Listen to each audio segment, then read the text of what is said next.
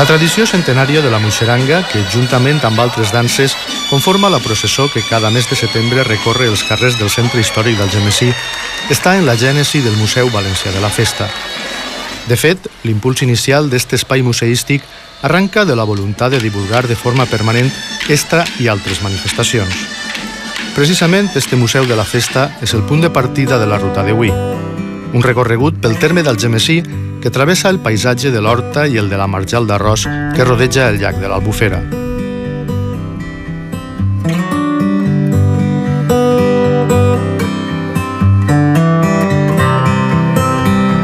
Per fer este recorregut hem buscat dos guies d'excepció. Un d'ells és membre del Centre Excursionista d'Algemesí. L'altre és l'arqueòleg i director del Museu Valencià de la Festa. Abans de començar la ruta ens mostren un nou espai d'estes instal·lacions inaugurat recentment. Es tracta del centre de recepció de visitants de la llacuna del Samaruc. Estem a dalt en el claustre superior del convent de Sant Vicent, que és de finals del segle XVI, és la seu actual del Museu Valencià de la Festa, i a dalt també tenim l'aula de natura, que és el centre d'atenció al públic tant dels visitants de la llacuna del Samaruc com del Parc Natural de la Xopera, que està en la confluència del riu Magre i del riu Xúquer. La sala està destinada a explicar als visitants tot allò que després podran veure en els diferents paratges naturals del terme, on nosaltres també anirem. Així, en concret, se pot visualitzar totes les espècies animals que se van a poder veure després en la llacuna, tant els peixos com els insectes, com les aus i també com algun tipus de mamífer més petit que podem trobar-nos en tota la zona que després anem a visitar. El recorregut pel museu és d'allò més captivador. A l'interès pels materials exposats cal afegir el mateix edifici que l'acull. Tot i que el nostre propòsit és un altre, no està de més recordar que el museu mereix una visita detinguda. Però un altre dia. Ara ens espera la ruta.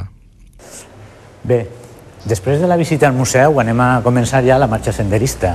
Anem a endinsar-nos ja dins de lo que és el terme d'Algemesí. Començarem pel carrer Fusters. Així, en este carrer, estigué la casa de l'organista Cabanilles. Una placa de pedra recorda la figura d'este intèrpret i compositor considerat un dels músics valencians més importants del barroc. A poc abandonem el poble. Anem en direcció nord-est per la partida del Pla. Marxem pel camí de la Tancadeta. Molt prompte arribem a un dels punts d'interès d'esta ruta. Mira, Vicent, de camí a la llacuna del Samaruc anem a visitar una de les restes arqueològiques i històriques més importants del terme d'Algemesí. Actualment estem en el segle XXI, però si estiguérem en el segle XVI estaríem en una altra població. Estaríem en la població de Pardines, un antic senyoriu que inclús va ser conquerit per Jaume I abans que la ciutat d'Algemesí. Aquestes són les restes que la gent associava generalment en la desapareguda església de Sant Miquel de Pardines. Pardines se va despoblar en el segle XVII, al voltant de 1618, i va entrar a formar part de l'actual terme d'Algemesí. Fèrem unes excavacions arqueològiques i pogueren constatar que, en efecte, se tractava d'una paret utilitzada per l'església cristiana de Pardines, però aquesta paret forma part d'una antiga torre islàmica que se va alçar en esta mateixa zona en el segle XI. Estem en un dels llocs on l'empremta de la història en aquestes terres és més profunda. A diferència d'Algemesí, així s'han trobat restes romanes. I és que, segons conten els investigadors, en esta planura que arriba a la mar es va lliurar la famosa batalla de Sucro. Ara anem cap a la Mota del Riu i anem a anar per el camí Algeciras, que és un camí àrab, com el nom diu, però que els investigadors situen baix d'este camí l'antiga via Sucronensis, que és el camí que anava des de la via Augusta, que està cap a aquella zona, cap al Porto Sucronensis, que està en algun lloc de la muntanya de Cullera. Continuem el camí asfaltat. Anem cap al Bala de la Ribera, la silueta del qual apareix al fons. Per esta via el trànsit és intens, ja que comunica amb l'antic camí reial. En apenes uns minuts arribem a la mota del riu Xúquer, que quan arriba al poble l'abraça com una serp. Mira, ara saps on hem arribat? A la mota d'inundació del riu Xúquer. Esta mota la veus tan alta perquè servia perquè no entrara l'aigua dins de les poblacions, com d'Algemesí, com d'Albalat. Tots els pobles per on passava el riu Xúquer disposava d'una mota ja des del segle XVI per a que no entrara l'aigua. Bé, mira, què et pareix aquest bosc de ribera? Els rius el que proporcionen moltes vegades són canals i formacions en línia recta de tots els xops albergs i de tota la vegetació que abans n'hi havia per tota la ribera del Xúquer. Precisament, el riu amunt, al terme d'Algemesí, es troba el paratge de la Jopera, un espai protegit d'uns 70.000 metres quadrats que està en la confluència del riu Magre o Sec amb el Xúquer. En l'actualitat té este aspecte, fruit de les actuacions del Pla per a previndre les avingudes del riu executat després de la pantanada del 1982. La Jopera és un paratge de notable valor, ja que és probablement l'únic testimoni del bosc de ribera que queda en el curs baix del riu fins a la mar. Així, el suau relleu i l'amplària de la zona facilita el desenvolupament d'espècies com el xop blanc, que dona nom al paratge, el tamariu i el salze.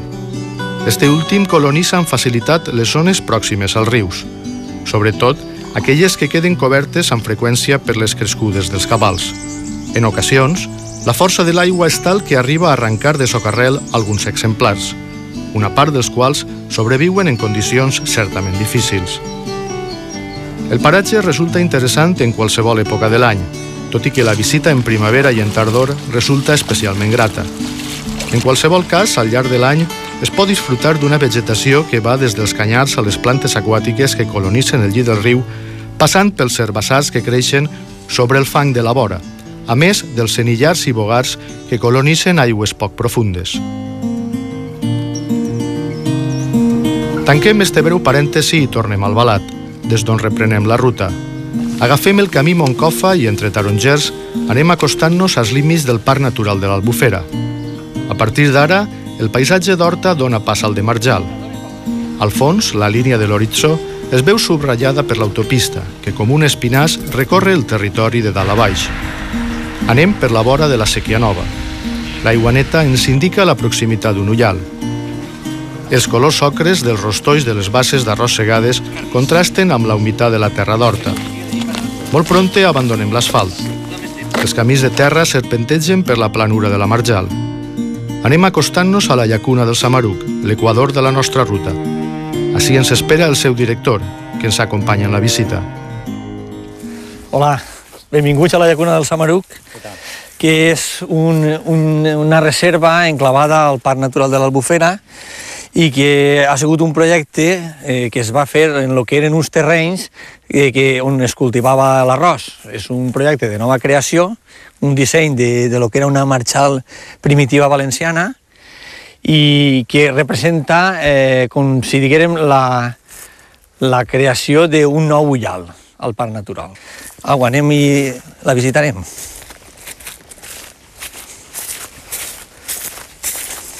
Anem a veure si trobem així un lloc idoni per a explicar-vos un poc el projecte d'aquesta reserva. Així mateix. Mireu, això abans era un arrossar, igual que el que trobem així al voltant, i el que hem fet és transformar-lo en el que seria una marxal valenciana primitiva. Aleshores, el que feren des del seu inici va ser començar en la recuperació de la flora subaquàtica per a poder soltar el samaruc, que com sabeu que és l'espècie que es troba en perill d'extinció al Parc Natural de l'Albufera i que és un poc, diríem, el protagonista d'aquest projecte. Trataríem de recuperar el samaruc, però també comporta la recuperació d'aquelles espècies piscícoles que poden conviure amb el samaruc i que són espècies que també es troben en regressió al Parc Natural de l'Albufera, com són el mossecadoret, el punxoset, etc. L'aigua neta brolla amb força. Este cabal és el que manté amb vida la llacuna. Al seu voltant s'ha desenvolupat una microreserva de flora on destaquen els salses i els xops blancs amb diverses espècies herbàcies pròpies de les nostres zones humides. Tot plegat fa d'este paratge, que supera els 12.000 metres quadrats, un racó ple d'estampes evocadores. Bé, espero que vos hagi agradat la llacuna del Samaruc i més endavant ja vindreu una altra vegada per a veure com va evolucionant aquest paratge.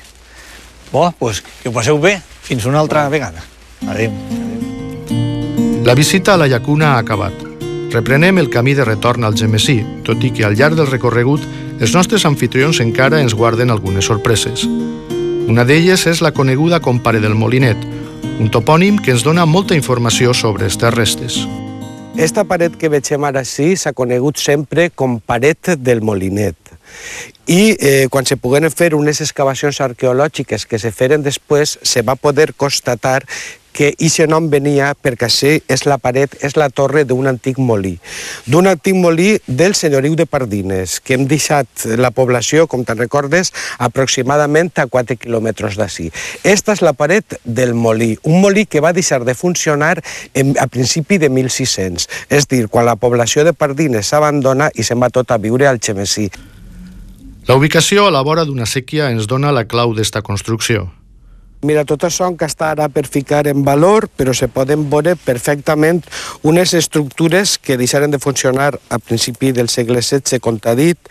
Així estaria depositar el que era la roda de moldre en esta zona, que se manejava per part d'una maquinària que s'alimentava per una sènia d'aigua en la sèquia, que la sènia la podem veure que se conserva perfectament tot el que és l'estructura en pedra en aquella zona d'allí. Molt a prop d'ací trobem en peu un altre vestigi ben curiós de com era la vida en aquestes terres. I ara anem a veure un exemple de l'arquitectura rural de la Ribera, en concret així en el Xemesí, que és l'Hort de Porrilles.